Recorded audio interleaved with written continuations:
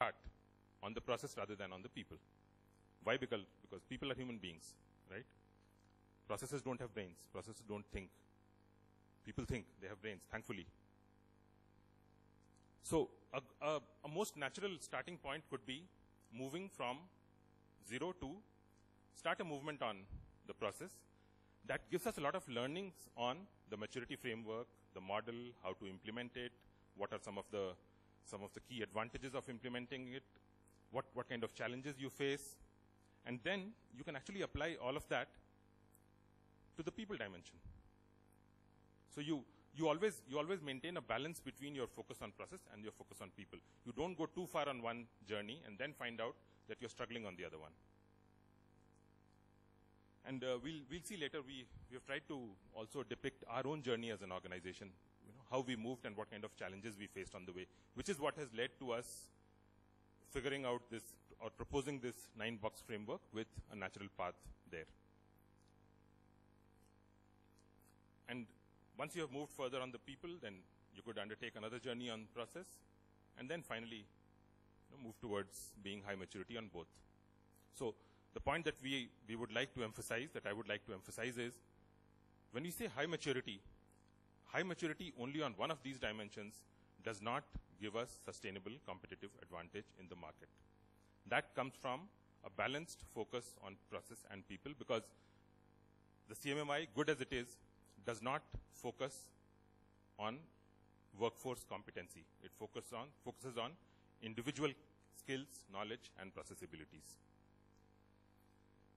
We'll briefly talk about how our journey, and this is just background. This is Fiserv India. We were established in October 2005. We are about 2,300 people, Noida and Pune. We've done a lot of work on information security, process improvement, and so on. We were assessed at CMMI level 5 December last year. And right now we have a PCMM journey going on. And I'll talk about some of the challenges that we faced and why we decided to undertake the PCMM journey and where this learning comes from. So we were set up in October 2005, and we started a CMMI level 3 journey in July 2007. Sorry, we were assessed at CMMI level 3 in July 2007. So then we had a choice before us. Do we go for further process improvement journeys, or do we look at people? We said process improvement. That's the easy bit, right? Once you have done CMMI level 3, you have established all the base processes. You start collecting data. You start using that data. So you can build on all that and start doing quantitative stuff and continuous improvement and so on. So we started our movement in March 2008. And then we found that we were creating stress in our organizational system. And the stress was the kind of thing that I described, where a project manager sees that I already have all the processes defined, I follow them, I know what to do. If I have to plan for a project, I know what to do. Here's the template, here's the process, here's the organizational support system, and I do it. But if I have to plan for the career of one of my people, if I have to plan for moving my people from one area of work to another, I have no organizational system to support me. So that started creating stress in our system. And it started showing in different forms.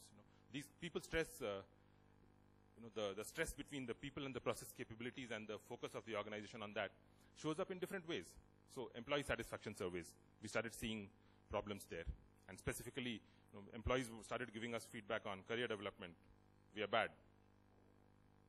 Performance management, we are okay, but we need to tie it to some defined competencies.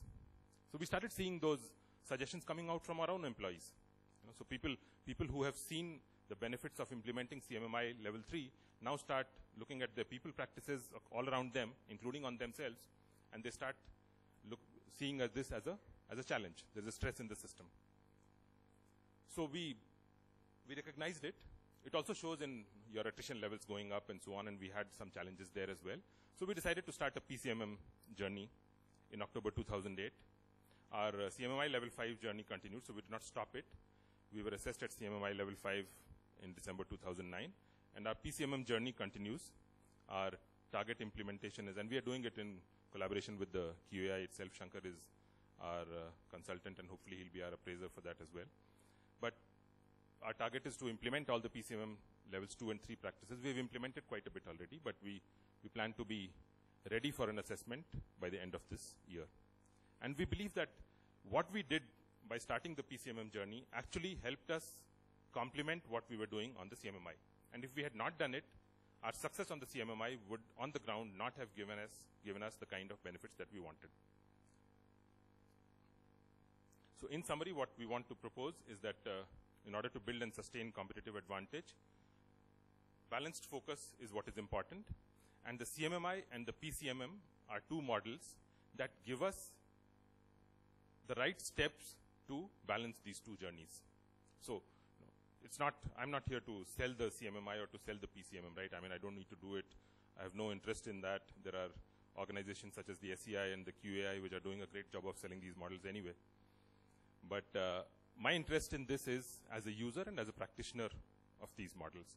And as a user of these models, I can say with conviction based on my own experiences that if you apply them, if you use them in conjunction with each other as models that are supporting each other on different elements of your organizational excellence journey, your journey is likely to be much more beneficial and you are likely to get sustainable competitive advantage in your market. Thank you.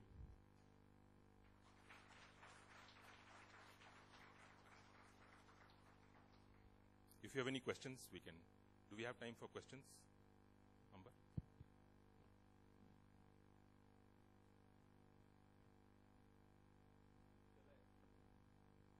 Yeah, Prashant from KPMG here. I think PCMM was launched almost in similar lines with CMMI.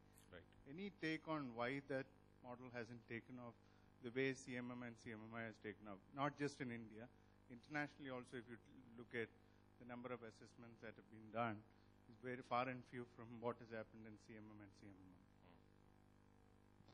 I think there are.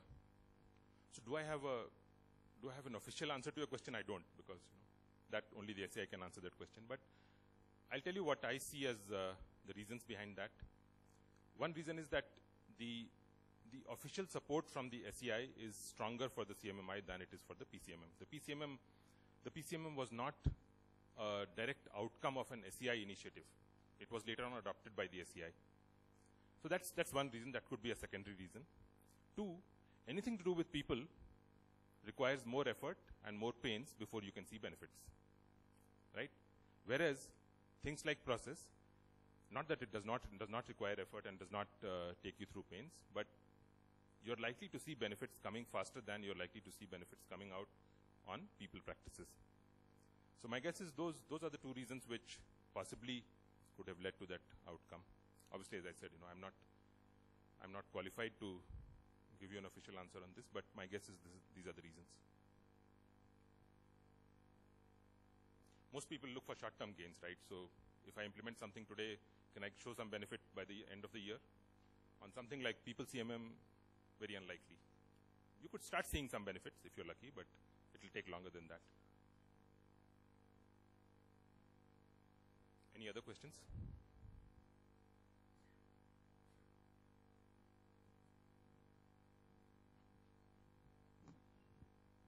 Hello.